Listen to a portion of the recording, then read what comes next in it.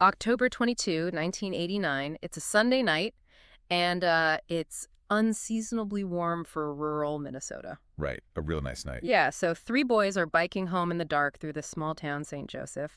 They've just rented a movie from the local convenience store, and they are less than a mile from their front door. Mm-hmm. And then this masked man with a gun just steps out of a dark driveway. It's terrifying. It is. He tells two of the boys to run into the woods. Right. Just run and don't look back.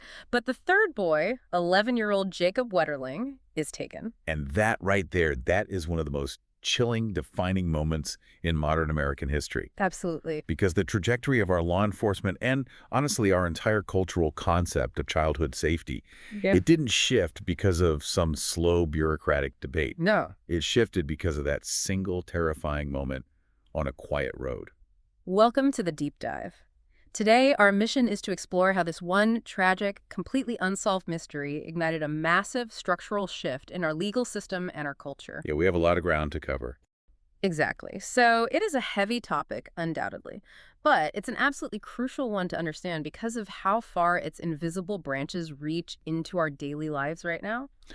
Oh, If completely. you're listening to this and you grew up in the 90s or, if you were raising kids back then, you already know exactly why this matters to you. Yeah, you lived it. Right. Your childhood, your life, your parenting, it was fundamentally shaped by the stranger danger panic that this specific case created. And what we're going to see today is how the sweeping laws passed during that era, laws meant to protect us, might actually contradict the very scientific data they are supposedly based on.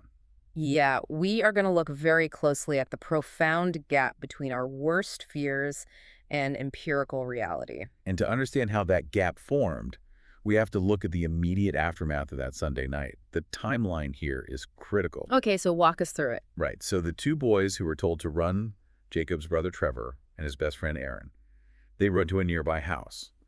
Within 15 minutes of the abduction, the police are called. That's incredibly fast. It is. The Stearns County Sheriff's Office responds, and soon after, the FBI, the State Crime Bureau, and eventually the National Guard are pulled in. It becomes one of the largest search efforts in U.S. history. And that extreme urgency makes sense, right? Because the data on stranger abductions is, well, it's grim. It is very grim. When a child is abducted by a stranger, the reality is that 85% of those children are killed within the first 5 hours. Wow, 85%. Yeah. And by the 24-hour mark, the survival rate drops to practically zero. Which means the window for a successful rescue was closing incredibly fast, even as that initial 911 call was being made. Exactly. But because Jacob was just gone, like vanished into the night, the cultural reaction was unlike anything we'd seen. It's like dropping a stone in a pond, but instead of ripples, it creates this tidal wave of fear that swept the entire country. Oh, the panic was everywhere. Right. Suddenly, parents everywhere are terrified. People started fingerprinting their kids at the mall. The era of kids just riding their bikes around the neighborhood until the streetlights came on, Gone. that was over overnight. But here is the statistical reality we have to anchor ourselves to. Stereotypical stranger abductions, someone jumping out of the bushes, are incredibly rare. Extremely rare. The sources show they make up roughly 0.1% of missing persons cases. And what's fascinating here is how the academic research on this topic frames that exact societal reaction. There is this sociological concept called a sustained moral panic. Okay, break that down for us. What exactly is a moral panic? So generally, a moral panic is a disproportionate public reaction to a perceived threat to the moral order. Think of the satanic panic of the 1980s. Oh, right, where everyone thought heavy metal was ruining society. Exactly. Usually a panic spikes, people get really worked up, and then it fades as other news takes over. But the Wetterling case was different. How so? The extreme rarity of the crime, combined with the complete lack of closure because Jacob wasn't found and no one was arrested, created a moral panic that didn't just spike. It sustained itself for decades. Because there was no answer, the fear just festered. I mean, you can't fight a ghost. Right. And if you think the monster is this hyper-intelligent phantom who can outsmart the FBI, you start seeing that phantom behind every single tree. Precisely. The mechanics of that sustained panic fundamentally altered our societal norms and our legal system. Because people demanded action. Right. It created a climate where extreme, unprecedented measures felt entirely justified because the perceived threat was a faceless mastermind lurking in every neighborhood. The public assumed they were hunting an invisible mastermind. But the tragic irony of this entire story, and this is where the investigative reporting really blows the lid off things, is that the perpetrator wasn't a mastermind at all. Not even close. He wasn't a ghost. He was sitting right there in the local sheriff's files almost from the very beginning. Yeah, the reporting uncovers just how far from a perfect crime this actually was. You'd assume a case that sparked national legislation stumped brilliant detectives, but the reality is the opposite. The Stearns County Sheriff's Office suffered from some really systemic, catastrophic failures. To give you some context on their operational baseline, historically, this department cleared only 20% of its major crimes. 20%. That is awful. It gets worse. For murder, their clearance rate was just 59%. That put them in the bottom third of comparable law enforcement agencies nationwide.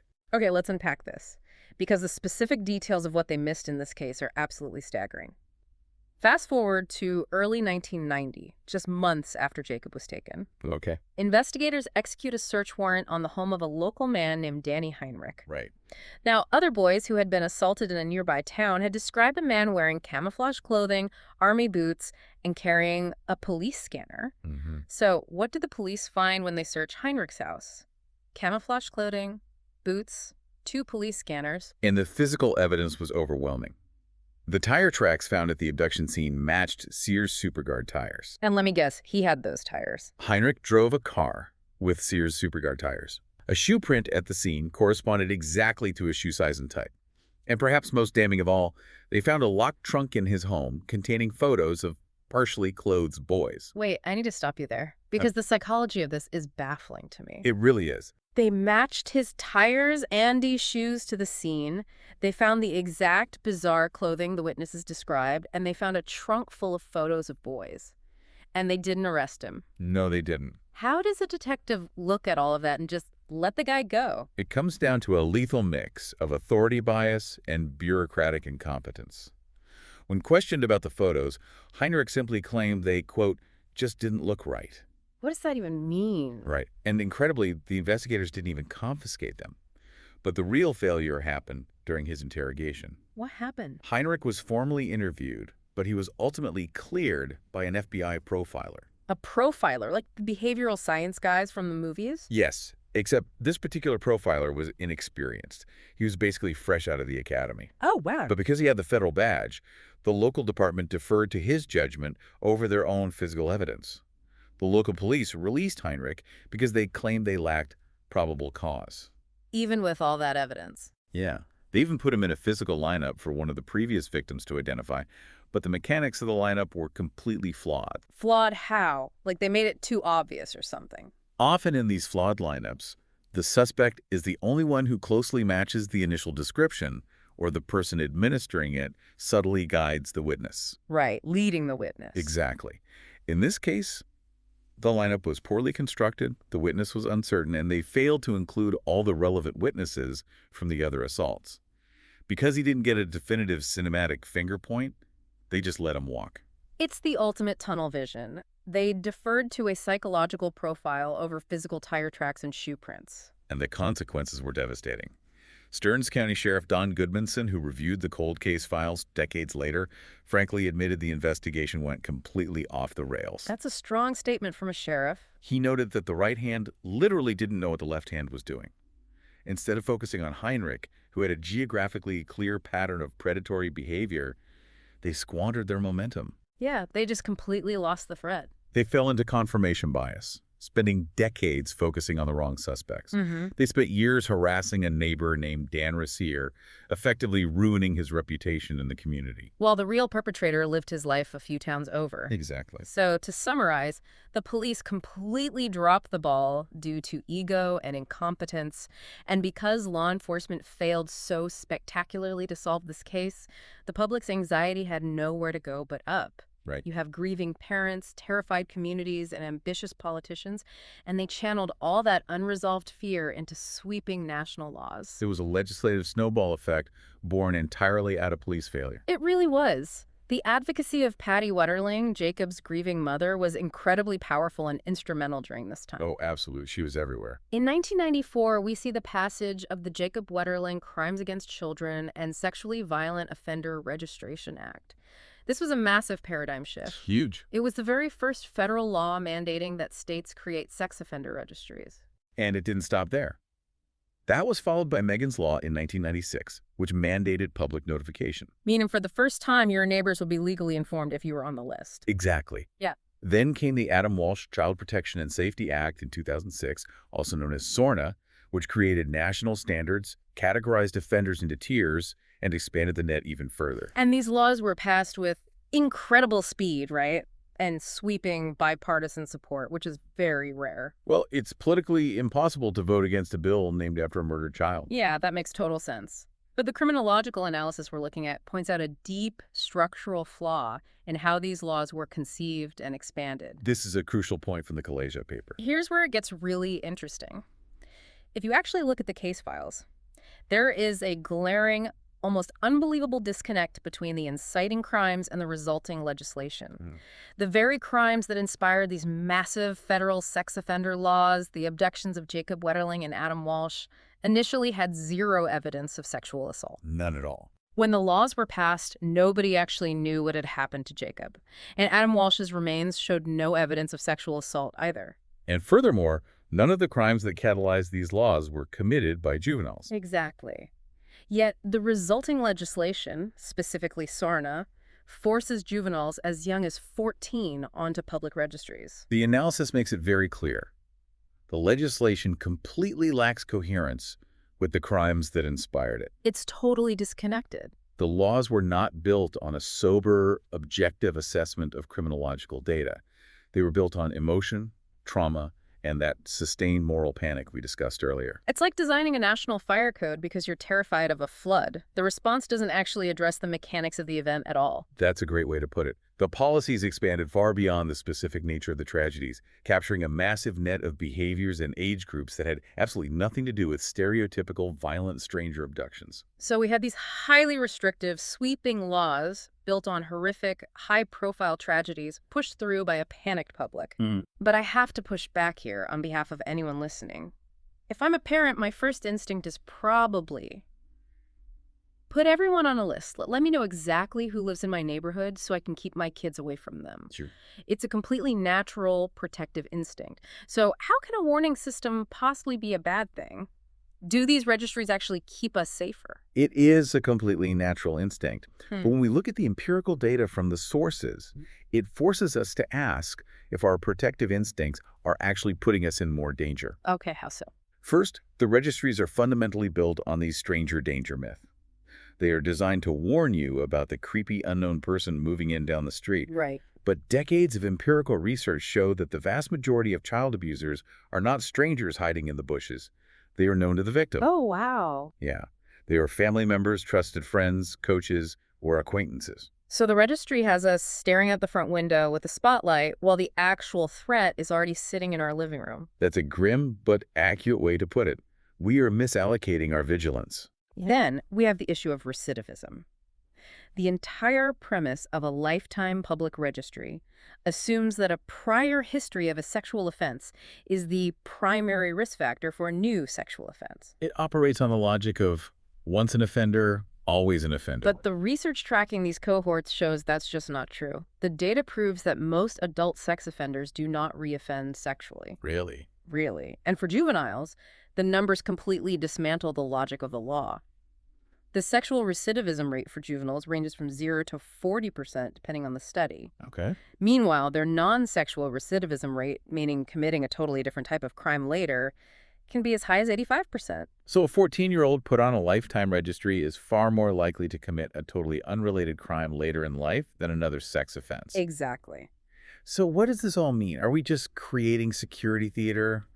We're putting people on public lists, stripping their privacy, making it impossible for them to function, all based on a flawed assumption.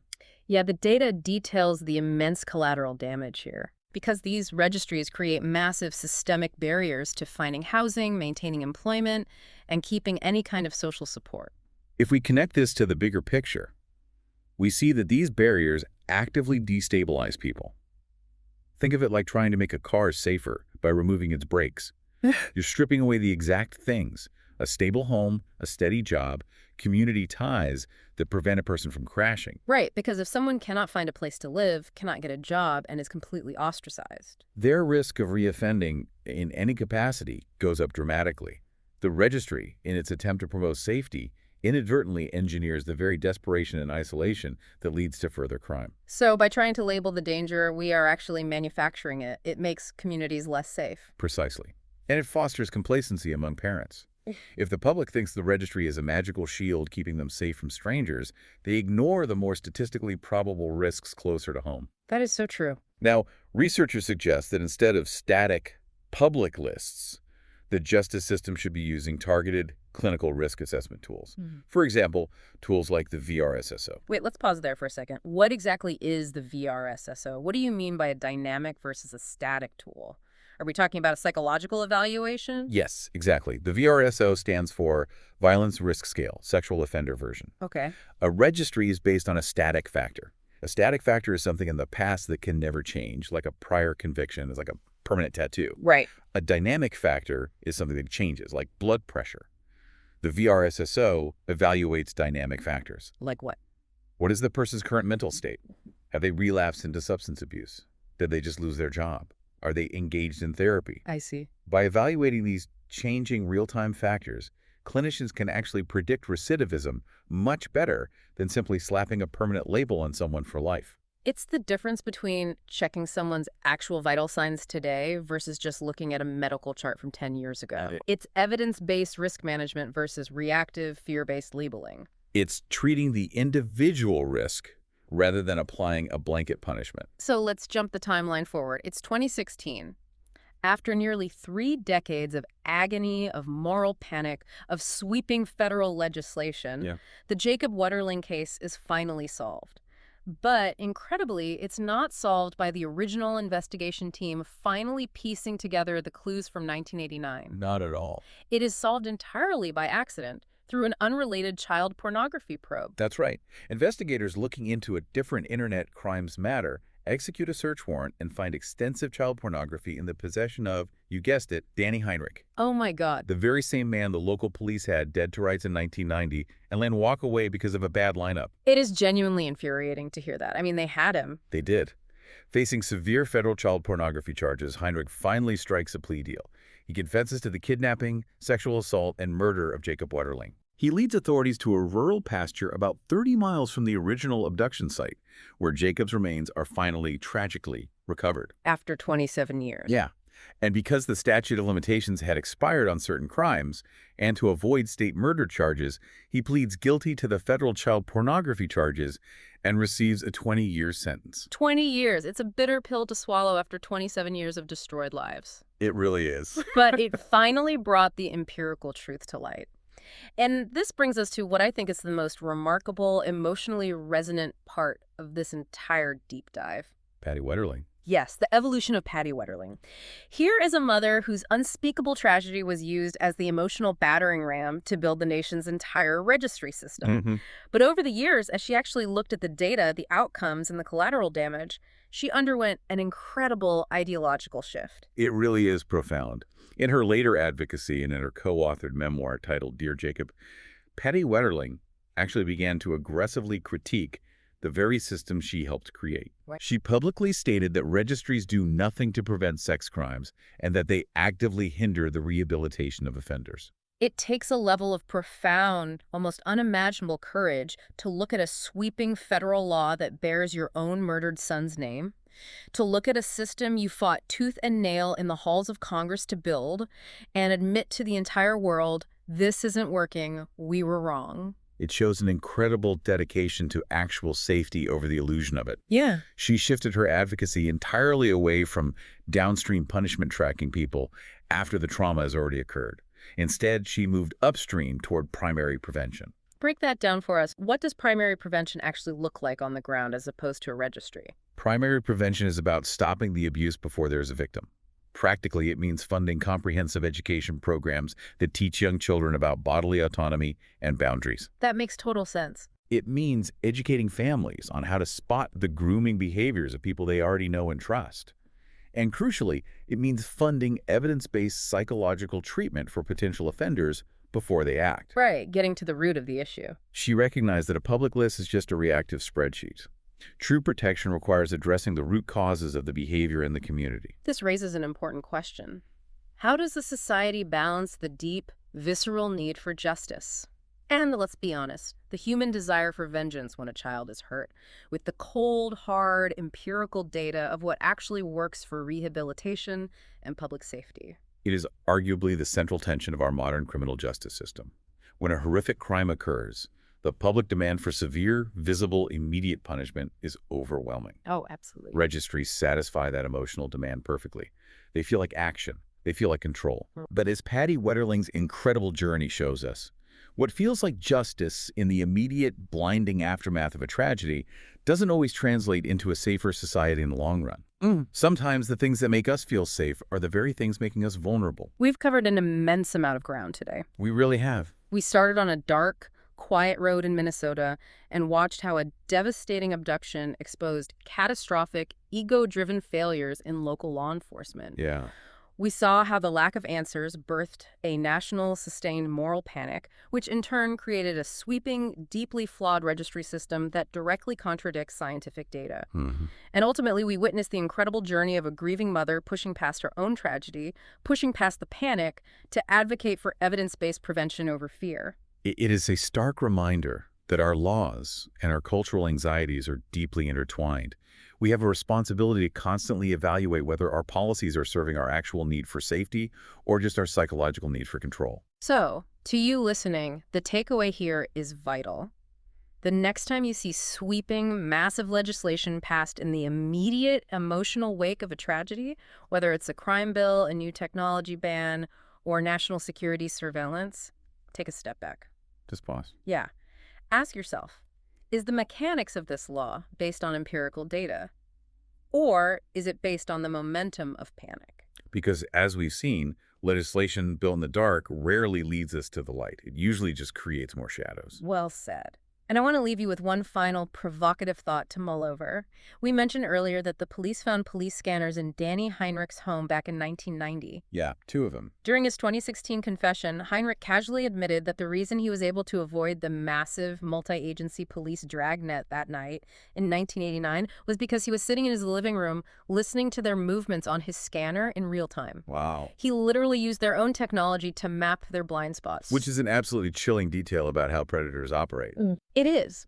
And it makes you wonder, in today's world where digital surveillance, encrypted messaging, and tracking technology are infinitely more advanced than a basic Radio Shack scanner, are we actually any better at catching predators today? Or have they just adapted? Right. Have the predators simply adapted their technological tools right alongside law enforcement? Just like in 1989, the monsters aren't always hiding in the woods. Sometimes they're just quietly listening in the dark.